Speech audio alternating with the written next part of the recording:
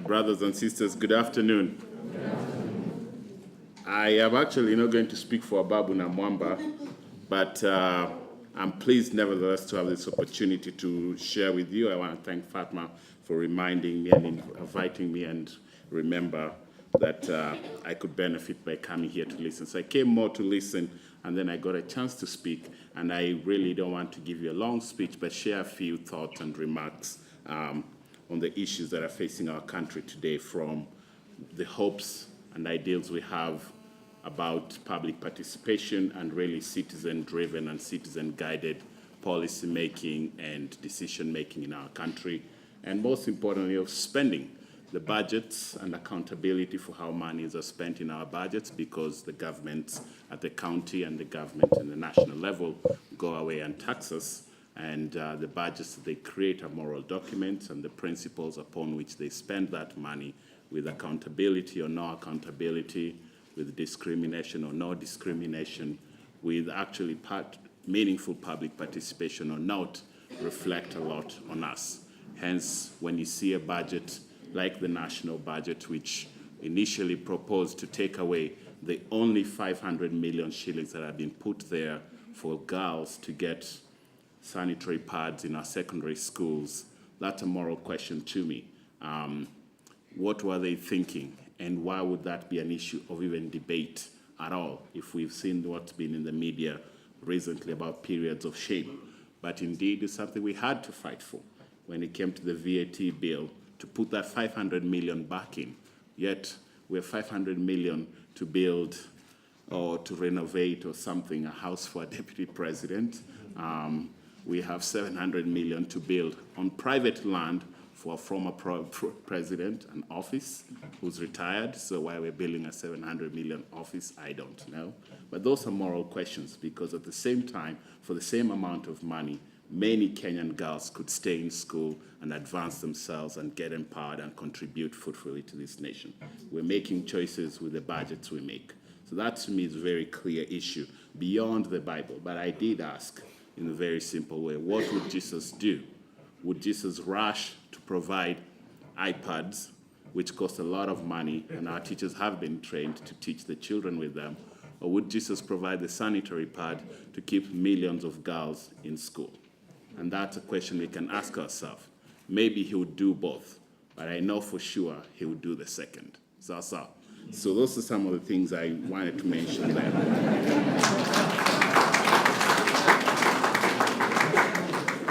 I speak to you as a first-time member of the parliament. I was born and raised in Kibra, and the values I got not very different from life in Eastlands. And I went to boys' school after Kibera to Starehe Boys. So I was blessed to interact with young men from all over the country, and it was a wonderful experience for me. And so today, when I think about the remarks and the substance of this report and the aspirations we have of really getting engaged citizenship in Kenya, in our leadership, I'm thinking as a Kenyan patriot, I'm thinking as a Nairobian, representing the interests of the people of Nairobi in a sense. The generations were born and raised here, but a lot of Kenyans moving from rural areas to come to cities like Nairobi.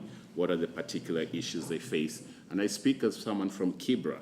And my first point that I would like to say here is on the question of marginalization. Marginalization, in my view, is a historical fact. We cannot deny it, the same way we cannot deny that colonialism happened to this country and contributed to a lot of positives and negatives in how we are set up as a country, as a nation, and as a state. So marginalization is a historical fact. We cannot deny it. It is, in many ways, a present-day reality, and therefore it's a challenge we must acknowledge honestly as leaders and as citizens, and then we must commit to fight and fix them, okay? And it's not enough to dismiss and say marginalization. Actually, I was at a forum, let me share with you. It's not enough to talk about marginalization and simply say those who cry having experienced marginalization or still live under the effects of marginalization. And in our country, marginalization manifests itself in many ways. Our young people who are being denied quality schools and becoming a generation lost, 2 or 3 generations right now. I'm so grateful for the time in which I was born, because people were paying attention na tukuwa na maziwa ya Nyayo, and we had teachers and books. And I go back to the same schools I went to. I went to Olympic Primary School. Si mnajua Olympic Primary School? Used to be top in the nation for 10 years in a row. I was born in the right time. I'm blessed. I went through that. I go back to the same school today, and it's a wretched place, you know. You've got 110 children in class 1 in one room. When I visit the teacher in class 1 in August, 8 months gone through the school year, and ask her, how watoto wanaitwa nani? And she doesn't know the name of 110 children. That tells me by December, when they finish to go to class 2, she will not have taught many of them how to write their names, but they will go to class 2. And I am sure when they reach class 8, when they started class 2 not knowing how to write their names, they will not be able to be the top school in Kenya as it was in my time. And the only difference was when I was in that school, we had dedicated teachers, we had access to textbooks, and we were only 40 children in a classroom, not 110 children. So these are decisions that are moral, they're important, and we're marginalizing and robbing our youth of a future when we start them off in warehouses that pretend to be schools, where they'll waste their time and finish year after year after year and not have discussed anything. When I go back to the point about marginalization, there's marginalization of our mothers and sisters, women and gender, and let's figure out how do we do that, because this is a great talent pool for our society, and we must make it happen. But there's also the marginalization that's very ethnic. Ule Jaru anasema nini? And it's been very shameful for me, the saddest experiences. I love being an MP, by the way. So, for those of you who ever want to do it, I tell you, go for it. There's so many amazing things about it. But it's very shameful and painful when even in our National Assembly and Parliament, and I don't know how it is in the Senate, they're probably more sophisticated people there. But if you want to see the true, ugly, shameful part of Kenyan community, come to the tea room during break times at Parliament, and you will see Wakamba wako pale wanazungumza lugha yao. And you cannot break in because you don't know that language. Wale wa Mount Kenya wako pale na lugha yao. And you cannot break into that circle even if there's an empty chair and they're sitting 7 people and there's 1 chair left there. When 6 people are speaking their mother tongue, however amazing and charismatic you are, you're not going to change them to start speaking English for you. Na wale wa Lake Victoria, hizi nade, donge, wadwa, wako pale, so there's no saint. Wakisi wakiingia pale naki, that's how unashindwa. So it is there, and it's a challenge, and I've pointed to you that it's there, and you need to be aware of it. So it makes me wonder how it looks like in other arenas of our lives. I'm sure at KCA University, never. But at the University of Nairobi, but that's one institution of higher learning in the whole country. Let us see what happens at the University of Nairobi, at Kenyatta University, to really change these things. But it is there, and it's very shameful because then you go to committees, and if somebody wants to live you out in Kenya, they switch on to mother tongues. It's bad manners, and it's rude. It's really not the way to go. It's great to be proud and to nurture and maintain our culture. But this ethnicity that's hyper, and having come out of the tense elections that we just had and the outcomes we had in March, we really do need to be careful. And I ask you, talk to your leaders and encourage them. And even if you can't reach them, pray for them. Pray for our leaders that they'll do better, because right now the national leadership is not doing better. I'll point it out to you. I have a Gazette notice telling me to go back to Parliament on Thursday afternoon for a special session. When the bus accident happened and killed 42 people, when people were massacred in Baragoi, Parliament was never recalled. But 2 people are going to The Hague to answer cases on a personal, private cases. Yet, Parliament has been recalled to discuss that. So it tells you we need to pray for our leaders. And it really behooves us. I'm not proud, as a Kenyan patriot, that we lack tribunals and mechanisms locally to give justice to our people.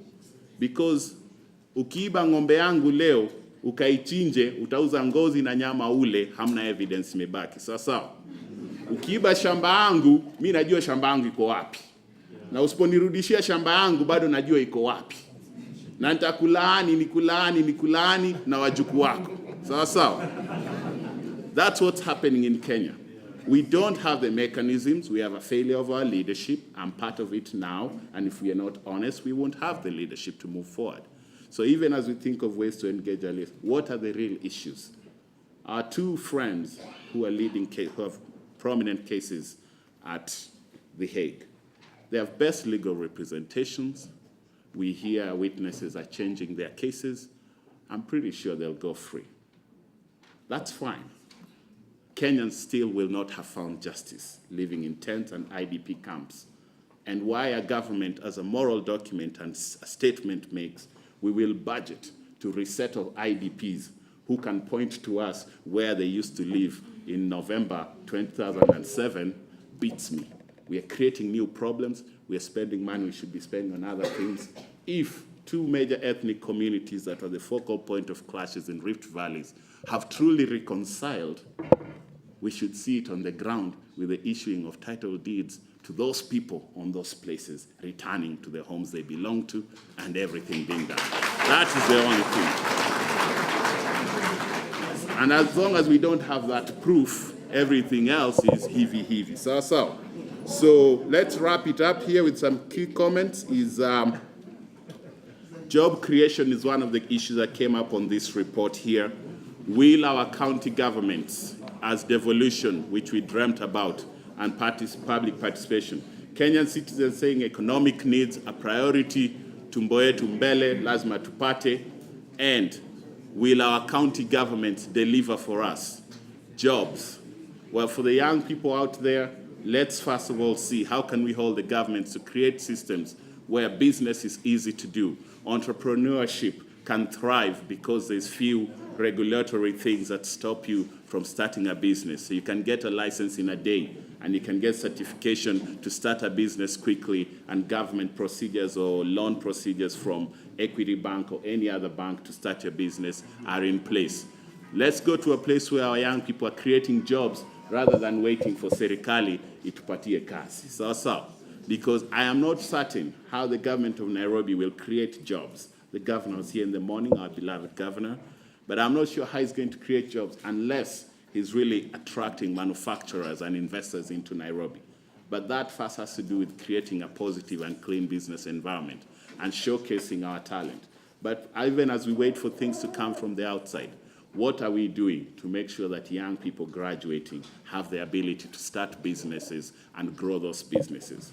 What are we doing to make sure that the honest Kenyan hawking in Kangemi is not seen as a criminal because they are low people, but they are seen as a Kenyan, and let's intervene with them and create for them a modern market rather than kill them with bulldozers in the middle of the night, as happened last week. So those are the challenges we're talking about. We must be proactive. Let's hold our leaders accountable in fair ways, and let's see what we can do to make Kenya a better place. Examples we've been given of Singapore and South Korea, countries that at one time, Kenya used to give food aid to South Korea. Hawakuwa na chakula, sisi tulikuwa tunawatumia chakula usaidizi. Leo hii mimi Samsung yangu imetoka South Korea. Niwe kama huyu profesa hapa akasema, nilipokuwa na jamaa wa Taiwan akaniambia wanatengeneza iPhone 5 ama iPhone 6. Yeah, so why don't we get the same thing happening here? Our young engineers at Jomo Kenyatta University of Agriculture and Technology are ready to do this. But why are we not making sure it will happen?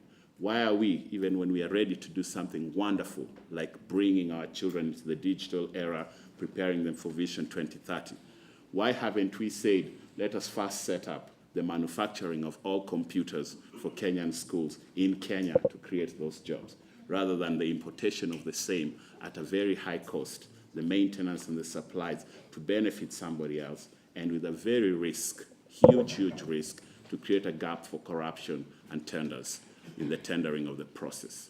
So if we're really patriots, let's put our money where our mouths are.